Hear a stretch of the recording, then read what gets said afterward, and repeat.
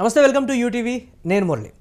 America స్థానిక ఎన్నికల్లో New York mayor పదవిని డెమోక్రటిక్ పార్టీకి చెందినటువంటి జోహ్రాన్ మమ్దాని సొంతం చేసుకున్నటువంటి పరిస్థితి ఉంది. ఆ స్థానాన్ని దక్కించుకున్నటువంటి తొలి ఇండియన్ అమెరికన్గా కూడా ముస్లింగా కూడా చరిత్ర సృష్టించినటువంటి పరిస్థితి ఉంది. ఈ ఎన్నిక గురించి ఎందుకు మాట్లాడుకోవాల్సి వస్తుంది అంటే ట్రంప్ మీద ఉన్నటువంటి వ్యతిరేకకు ఒక మచ్చు తునక అనేటువంటి మాట.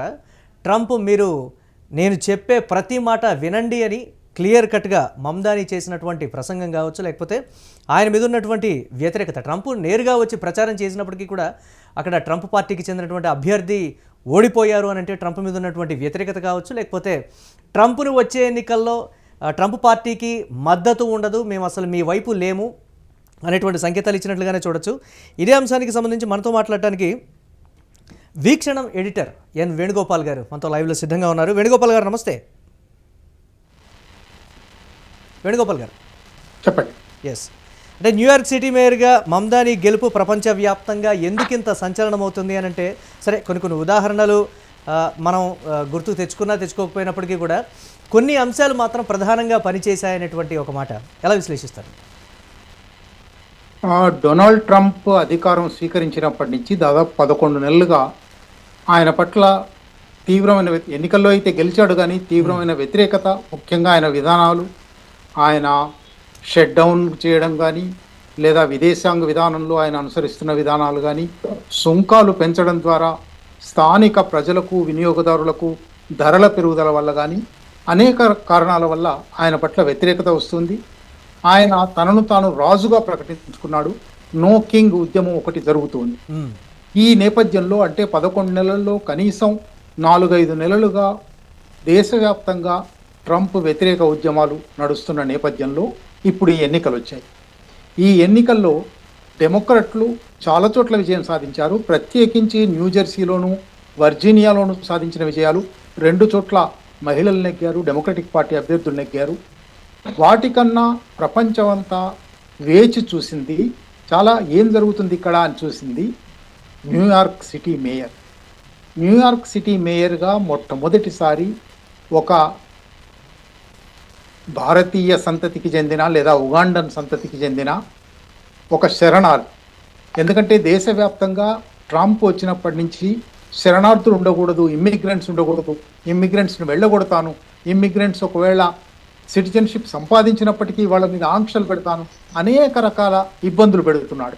అటువంటి సందర్భంలో ఇమ్మిగ్రెంట్స్కు వ్యతిరేకంగా, శరణార్థులకు వ్యతిరేకంగా ఒక ప్రభుత్వ తరఫున ఒక కార్యక్రమం నడుస్తున్నప్పుడు ఒక ఇమ్మిగ్రెంట్ల సంతతి ఉగాండన్కు నిజానికి ఆ ఉగాండన్ కూడా భారతీయ గుజరాతీ ముస్లిం వాళ్ళు పూర్వీకులు వెళ్ళి ఉగాండాలో సెటిల్ అయ్యారు. ఉగాండా నుంచి ఆ తర్వాత వాళ్ళు దక్షిణాఫ్రికాకు వచ్చారు, దక్షిణాఫ్రికా నుంచి అమెరికాకు వచ్చారు, అమెరికన్ పౌరులయ్యారు.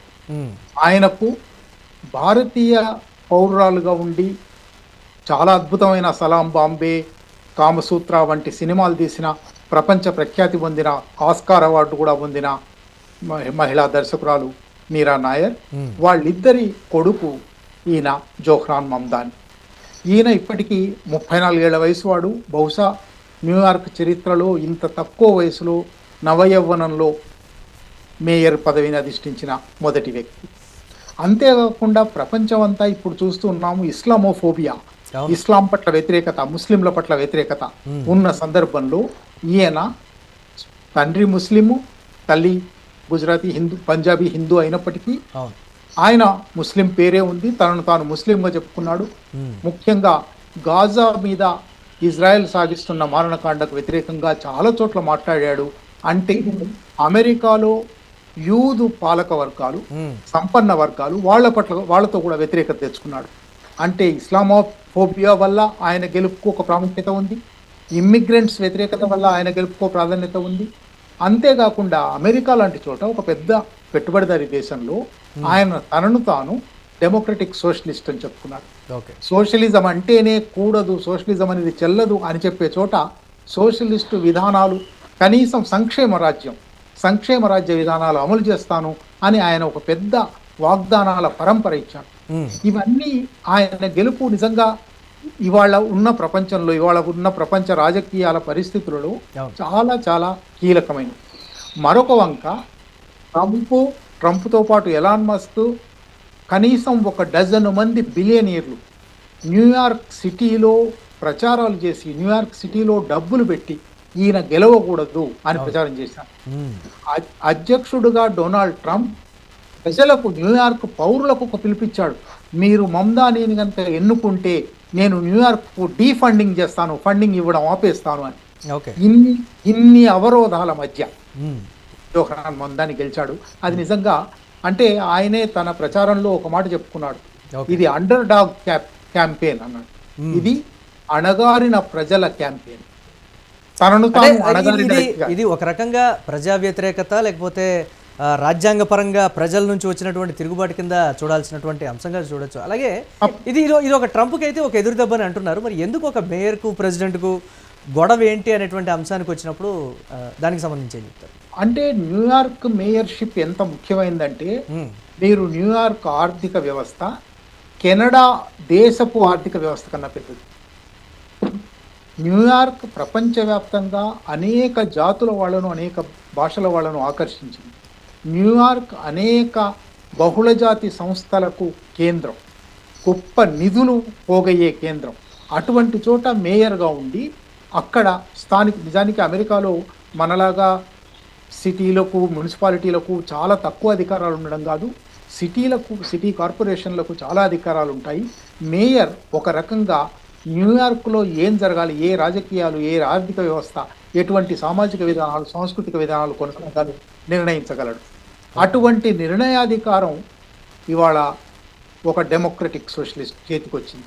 ఆయన తన వాగ్దానాల్లో అన్ని వాగ్దానాలు అమలు చేయగలడా లేడా మనకు తెలియదు. ఫేర్ ఫ్రీ సిటీ బస్సెస్ అన్నాడు.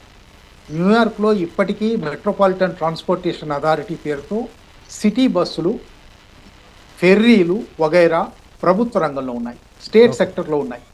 స్టేట్ సెక్టర్లో ఉన్న బస్సులలో టికెట్లు లేకుండా ప్రయాణం చేస్తాను. ఇది నిజానికి ఇది కొత్త విషయం ఏం కాదు, చాలా స్కాండినేవియన్ దేశాల్లో ఉన్నది, ప్రపంచంలో చాలా చోట్ల ఉన్న సంక్షేమ విధానం. ఇది అమెరికాలో అసాధ్యమైన విషయం. అమెరికాలో డబ్బున్న వాడిదే రాజ్యం, డబ్బు లేకపోతే ఏమీ లేదు. అటువంటి చోట మమ్దాని వచ్చి మీరు ఫ్రీగా బస్సులో ప్రయాణం చేయొచ్చు అన్నాడు. పబ్లిక్ చైల్డ్ కేర్ అన్నాడు. చైల్డ్ కేర్ ఇప్పుడైతే ఆయాల దగ్గర క్రెషిల్లో పెట్టాలి, క్రెషిల్లో విపరీతమైన కాస్ట్.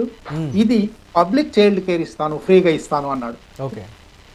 ఇది మాత్రమే కాదు, అక్కడ గ్రోసరీ స్టోర్స్, నిజానికి మనలాగా విపరీతంగా కిరాణా దుకాణాలు, షాపులు ఉండవు.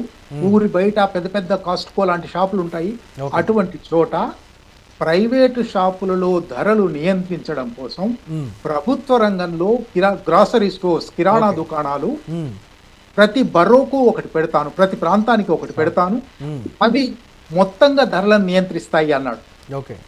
అట్లాగే ఒకవైపు ట్రంప్ అంటే ఈ హామీలే గెలిపించాయా లేకపోతే ట్రంప్ మీద ఉన్నటువంటి వ్యతిరేకత గెలిపించిందా అంటే అనేక కారణాలు ఉన్నాయి.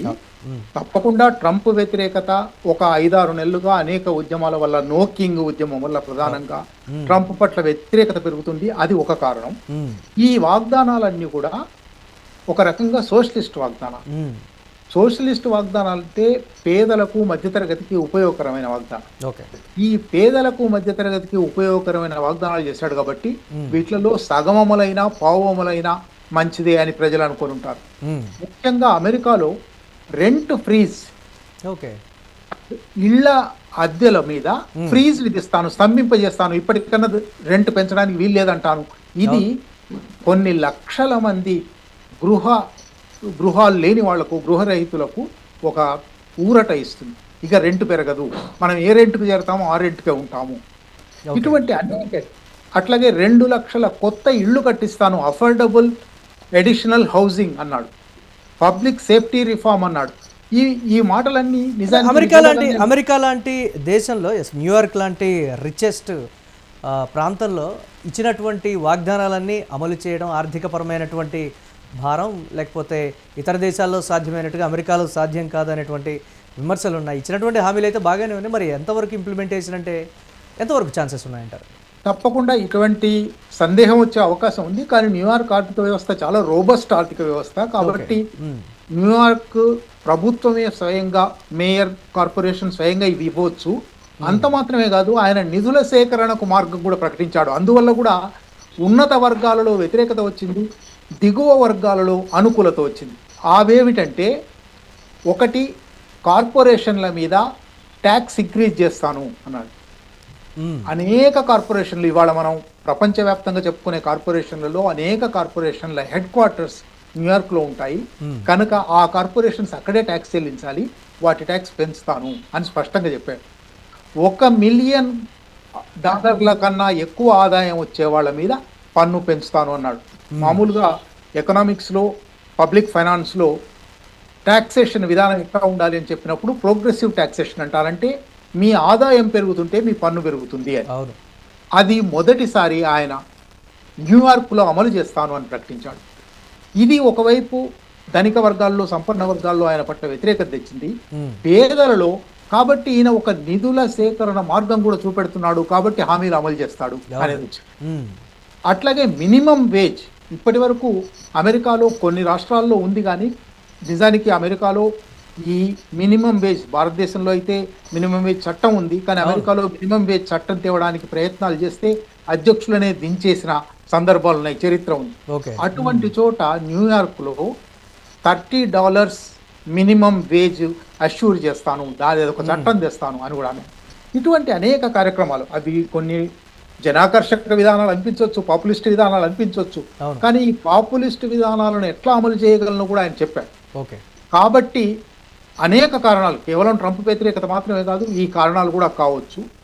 వీటితో పాటు మనం భారతదేశం నుంచి కూడా చూస్తే ఆయన తల్లి నేరుగా భారతీయ పౌరురాలు, మొన్నటి వరకు భారతదేశంలో సినిమాలు తీసింది, బాంబే మీద సినిమా తీసింది. తండ్రి ఒకవేళ తాతల దశలోనే ఇక్కడి నుంచి వెళ్ళిపోయినప్పటికీ భారతీయ సంతతికి చెందినవాడు. ఆయన భారతదేశం మీద, న్యూయార్క్లో భారతీయ పౌరులు చాలా మంది ఉన్నారు. ఆయన భారతదేశం గురించి కూడా కొన్ని ఆసక్తికరమైన వ్యాఖ్యలు చేశారు. ఆయన న్యూయార్క్లో ఉన్న భారతీయ దేవాలయాలకు వెళ్ళాడు కోట్ల అర్థించడానికి. ఆ సందర్భంలో నరేంద్ర మోడీ పట్ల చాలా తీవ్రమైన వ్యాఖ్యలు చేశారు. Narendra Modi is a war criminal, యుద్ధ నేరస్తుడు అని అన్నాడు. 2002 గుజరాత్ మారణకాండ పేరు ప్రస్తావించి అక్కడ ముస్లింలకు బతకలేని స్థితి కల్పించాడు నరేంద్ర మోడీ అని అన్నాడు. ఇది ఒకవైపు. ఇవాళ గెలవగానే ఆయన ఒక తన కృతజ్ఞతాపూర్వకంగా ఉపన్యాసం చేస్తాడు కదా, ఆ ఉపన్యాసం ప్రారంభమే జవహర్లాల్ నెహ్రూ 1947 ఆగస్టు 14 రాత్రి పార్లమెంట్లో చేసిన ఉపన్యాసం నుంచి కోట్ చేశాడు. నాకు ఇక్కడ జవహర్లాల్ నెహ్రూ గుర్తొస్తున్నాడు అని చెప్పి, మనం ఒక పాత నుంచి కొత్తలోకి ప్రవేశిస్తున్నాం, ఒక యుగవంతం అవుతుంది అని. అంటే ఆయన ఒకవైపు భారతీయ ఆసక్తులు కూడా ఎంతగా ఉన్నాయో కనబడుతుంది. ఇటువంటి అనేక కారణాల వల్ల ఆయన విజయం అనేది భారతీయులు, జనరల్గా ప్రగతిశీలవాదులు ట్రంప్ విధానాలను, ముఖ్యంగా ట్రంప్ భారతీయ అంటే మమ్దాని ఇచ్చినటువంటి వేణుగోపాల్ గారు, మమ్దాని ఇచ్చినటువంటి హామీలు లేకపోతే ఆయన విధానాల గురించి అలాగే ట్రంప్ ఆర్థిక విధానాలకు, యుద్ధ విమానాలకు వ్యతిరేకంగా అంటే ఈ గెలుపుని చూడొచ్చా? ఒక చోట మొదలైనటువంటి మార్పు కింద కూడా అక్కడ చెప్పుకుంటున్నటువంటి పరిస్థితి ఉంది. దీన్ని ఎలా చూడొచ్చు అంటే? తప్పకుండా. నిజానికి ఇప్పుడు కాదు, మొన్న అక్టోబర్ మొదటి వారంలో జూలై 4 నుంచి మొదలై నో కింగ్ ఉద్యమం ఒకటి జరుగుతుంది. నో కింగ్ ఉద్యమంలో 2 లక్షల మంది, 3 లక్షల మంది, 5 లక్షల మంది పాల్గొంటున్నారు. ట్రంప్ కింగ్ లాగా భావిస్తున్నాడు, ఇది చెల్లదు, పవర్ టు ద పీపుల్ అని వాళ్ళు నినాదం ఇచ్చారు. ఇటువంటి ట్రంప్ వ్యతిరేకత ఇది. అంతేకాకుండా వేరు దేశాల నుంచి వచ్చి ఉన్న వాళ్ళు అక్కడ ఉన్నారు, వాళ్ళు పౌరులయ్యారు. వాళ్ళ దేశాల మీద, ఉదాహరణకు భారతదేశం మీద విపరీతమైన సుంకాలు, 25%, 50%, అక్కడి నుంచి ఇంకా పెంచి 100% చేస్తాను. ఇవి భారతీయ పరిశ్రమలకు, భారతీయ కార్మికులకు ఎటువంటి ఇబ్బందులు కలగజేస్తాయి, భారతీయ సంతతికి తెలుసు అక్కడ. ఇటువంటి అనేక దేశాల మీద ఇదే పని చేస్తున్నాడు. చైనీయులు చాలా మంది ఉంటారు న్యూయార్క్లో, చైనా మీద సుంకాలు విధిస్తున్నారు. కనుక ఇటువంటి కోపాలన్నీ కలిసి ట్రంప్ విధానాల పట్ల వ్యతిరేకత ఉంది. అందువల్లనే అది వర్జీనియాలో కానీ, న్యూజెర్సీలో కానీ కూడా అటువంటి ఫలితాలే వచ్చాయి. ఇవి 2028 ఎన్నికల నాటికి ఈ వ్యతిరేకత స్థిరంగా ఉంటుందా, పెరుగుతుందా, లేక ట్రంప్ ఏవైనా తీసుకునే కొత్త విధానాల వల్ల ఇది మారుతుందా? 2028లో ఏమవుతుందో చెప్పలేను, కానీ ఇది ఒక సూచిక. అంటే నేపాల్లో జెన్జీ ఉద్యమం తరహా అమెరికాలో కూడా మొదలైందా అనేటువంటి ఒక ప్రశ్న. ఎందుకంటే న్యూయార్క్లో అంటే ఈ ఎన్నికల్లో తొలిసారి ఓటు వచ్చినటువంటి వాళ్ళు కూడా మమ్దానికి ఓటు వేసినట్లుగా కూడా తెలుస్తోంది. ఇది ప్రపంచవ్యాప్తంగా యువత మార్పును కోరుకుంటుందనే దానికి ఒక సంకేతంగా కూడా చెప్తున్నటువంటి పరిస్థితి ఉంది. ఆ కోణాన్ని ఎలా చూడుతుంటారు? తప్పనిసరిగా ఎందుకంటే 34 ఏళ్ల వాడు న్యూయార్క్ లాంటి ఒక ప్రపంచ ప్రసిద్ధ నగరానికి మేయర్ అవుతాడు అనేది యూత్ లో అది ఒక ఇమేజ్, ఒక బూస్టింగ్ అంశంగా ఉంటుంది. తప్పకుండా యూత్ ఓట్ అంతా కూడా మందానికి పడి ఉంటుంది. ఆయన కొన్ని విధానాల పట్ల వ్యతిరేకత ఉన్నప్పటికీ లేదా అమెరికన్ ప్రెస్లో అమెరికన్ మీడియాలో ఉండే వ్యతిరేక అంశాల వల్ల వ్యతిరేకత వచ్చి అందరికి ఫ్రీ, ఇప్పుడు మన దగ్గర కూడా అంటారు కదా ఫ్రీ బస్సులు ఇస్తారా అని. అది నిజానికి ఫ్రీ బస్సులు ఇచ్చినందువల్ల మీకు నాకు పోయేదేం లేదు, కానీ ఒక భావజాలం ఉంటుంది. అటువంటి భావజాలం అమెరికన్ యూత్ లో న్యూయార్క్ యూత్ లో కూడా ఉండొచ్చు. అయినప్పటికీ ఆయన యంగ్స్టర్ కదా, మిగిలిన వాళ్ళు 60 వాళ్ళు కదా అనే అభిప్రాయం ఉంటుంది. ఇవన్నీ చెప్పినప్పటికీ నిజానికి ఇంకొక కోణం కూడా ఉంది. అమెరికా విదేశాంగ విధానంలో, అమెరికాలోని అంతర్గత విధానాలలో డెమోక్రటిక్ పార్టీకి రిపబ్లికన్ పార్టీకి పెద్ద తేడా లేదు. ఇద్దరు ఒకే రకమైన విధానాలు అవలంబించేవాళ్ళు. ప్రపంచం మీద అనేక దేశాలలో యుద్ధాలు పెట్టడంలో రిపబ్లికన్ అధ్యక్షులు అదే పనిచేశారు, డెమోక్రటిక్ అధ్యక్షులు అదే పనిచేశారు. వియత్నాం యుద్ధం రిపబ్లికన్ అధ్యక్షుల కాలంలో, డెమోక్రటిక్ అధ్యక్షుల కాలంలో కూడా జరిగింది. ఆఫ్ఘనిస్తాన్ మీద, ఇరాక్ మీద, ఇటువంటి అనేక సందర్భాలలో అధ్యక్షుడు ఎవరనేదంత సంబంధం లేకుండా అక్కడ deep state, pentagon, military industrial complex అంటారు, అటువంటిది పనిచేస్తుంది. కనుక డెమోక్రటిక్ పార్టీ విజయం ఏదో గొప్ప విజయాలు సాధిస్తుందని కాదు. జోహ్రాన్ మమ్దాని చేసిన వాగ్దానాలు ఒక చిన్న ప్రాంతంలో ఒక ప్రయోగాత్మకంగా జరగబోతున్నాయి. దేశమంతా ఏమవుతుందో తెలియదు. దేశమంతా ఎందుకంటే డెమోక్రట్లకు ఈ డెమోక్రటిక్ పార్టీలోనే మమ్దాని పట్ల వ్యతిరేకత ఉంది. బరాక్ ఒబామా మమ్దానిని మొదట్లో వ్యతిరేకించాడు, ఆ తర్వాత కొంతకాలం సమర్థించాడు, వ్యతిరేకించాడు, అటు ఇటు స్టాండ్ తీసుకున్నాడు. ఈయన డెమోక్రటిక్ సోషలిస్ట్ అసోసియేషన్ అని మళ్ళీ దాంట్లోనే డెమోక్రటిక్ పార్టీలోనే ఒక సోషలిజం వైపు ఎక్కువ మొగ్గు ఉండే ఒక బృందం ఉంది. ఆ బృందానికి నాయకుడు. సోషలిజాన్ని పూర్తిగా వ్యతిరేకించే బృందం కూడా డెమోక్రటిక్ పార్టీలో ఉంది. కనుక ఈయన విజయం ఇప్పటికి సాగింది. ఆయన జనవరిలో పదవి స్వీకరిస్తాడు, ఆ తర్వాత కొన్నేళ్ల పాటు ఉంటాడు. ఇవన్నీ చేయగలడా లేదా ఇప్పటి మనం భవిష్యత్తుకు వదిలేయవలసిందే. కానీ ముఖ్యంగా ట్రంప్ వ్యతిరేకతతో గెలిచాడు. ట్రంప్ విధానాలు ప్రపంచవ్యాప్తంగా వినాశకరంగా ఉన్నాయి, అమెరికాలో కూడా వినాశకరంగా ఉంది అనేది ఈ ఎన్నికలతో రుజువైంది. రైట్, థ్యాంక్ యూ వేణుగోపాల్ గారు, ఒక వాల్యుబుల్ అనాలిసిస్ ఇచ్చినందుకు. సో అది ట్రంప్ మీద వ్యతిరేకత ఒక చోట మొదలైంది, తర్వాత అమెరికా వ్యాప్తం కాబోతోంది అనేది ఈ ఒక్క గెలుపుతో ఒక ఉదాహరణగా కూడా చెప్తున్నటువంటి పరిస్థితి ఉంది. Keep watching UT.